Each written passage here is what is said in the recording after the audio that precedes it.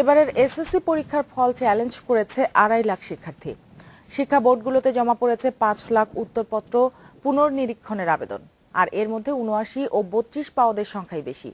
30 মে প্রকাশ করা হবে এর ফলাফল। এতে নম্বরপত্রের পরিবর্তন এলে সমন্বয় করা হবে কলেজ ভর্তিতেও।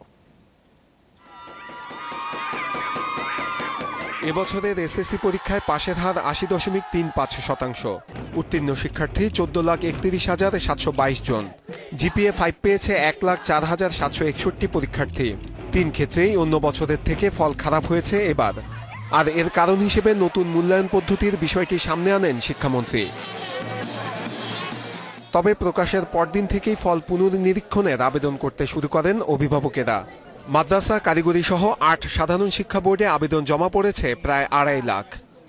ফলাফলের সমস্যা হয়েছে, 2 বিষয়ে ফেল দেখাইছে। আমার ছেলে বলতেছে যে আমি এই 2 বিষয় পাস করছি। 33 পাস হইতো। 1 নম্বরের জন্য কেন আমার মেয়ের ফেল করেছেন? বোর্ড কর্তৃপক্ষ বলছে জিপিএ পদ্ধতি শুরুর 17 বছরে এবারই প্রথম দেখানো হয়েছে নম্বর। আর এতে 79 ও 32 পাওয়াদের আবেদন পড়েছে বেশি। আন্তঃশিক্ষা বোর্ডের তথ্যে ঢাকা বোর্ডে আবেদন 55,330, কুমিল্লায় 30,240, সিলেটে 10,068, রাজশাহীতে 17,714, দিনাজপুরে 37,397 এবং বরিশালে আবেদনকারীর সংখ্যা 20,239 জন। একজন এক্সামিনার 300-400 খাতা দেখেন এবং 300 খাতায় তার 2-1টা ভুল, কিন্তু এগুলো আমরা হিউম্যান এরর হিসাবেই মনে করি। হয়ে যেতে পারে, মানুষের তো কিছু ভুল হয়। কখনো কখনো অনিচ্ছাকৃতভাবে ভুল ফল হয় জানিয়ে পুনর্নিরীক্ষণে সতর্ক থাকার তাগিদ শিক্ষাবিদদের। কোনো একটি বিষয় অনেক নম্বর পাওয়া গেল, আর কোনো একটি বিষয় হয়তোবা ঠিক কাঙ্ক্ষিত মাত্রায় পাওয়া গেল না নিচে, এর মানে হলো হয়তো ভুল ভ্রান্তি হয়েছে, হয়তোবা সকল উত্তর দেওয়া হয়নি।